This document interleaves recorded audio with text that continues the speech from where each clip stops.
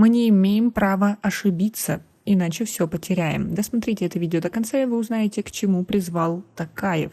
Магистральной задачей стран-членов Шанхайской организации сотрудничества ШОС должно стать недопущение геополитического разлома между Востоком и Западом.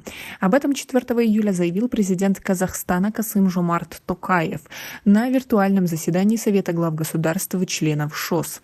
Токаев отметил, что в условиях кардинальной трансформации глобального миропорядка происходит беспрецедентный рост геополитической напряженности, усиление торговых и санкционных войн и многих других современных вызовов. Обыденным становится подрыв основ международного права и его важного принципа равной, совместной, неделимой, комплексной и устойчивой безопасности, подчеркнул казахстанский лидер. Он отметил необходимость сохранять приверженность формированию более представительного, демократического и многополярного мира при центральной и координирующей роли ООН. Шанхайская организация сотрудничества может и должна предложить мировому сообществу свое видение устойчивого мира. Поэтому в рамках своего председательства Казахстан представит инициативу о мировом единстве за справедливый мир и согласие. В данный всеобъемлющий документ будут заложены принципы укрепления мер доверия, поддержания стабильности и безопасности. Убежден, совместное продвижение этой инициативы отвечает нашим общим интересам, подчеркнул Токаев.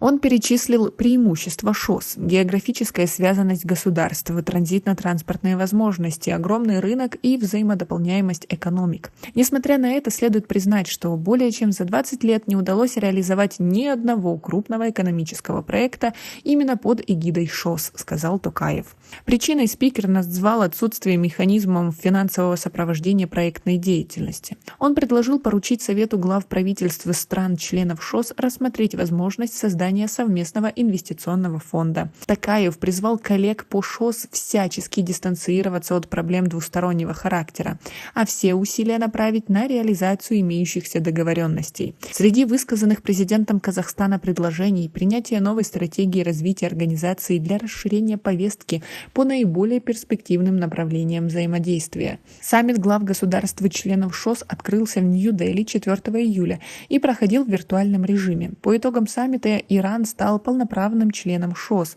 а о присоединении к организации Беларуси официально оформлен меморандум.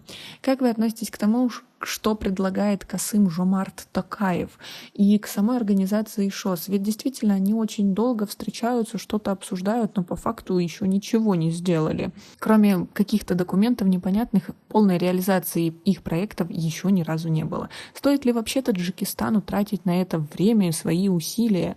Ведь участие в любой организации подталкивает нашу страну к каким-то обязанностям перед другими странами-участницами.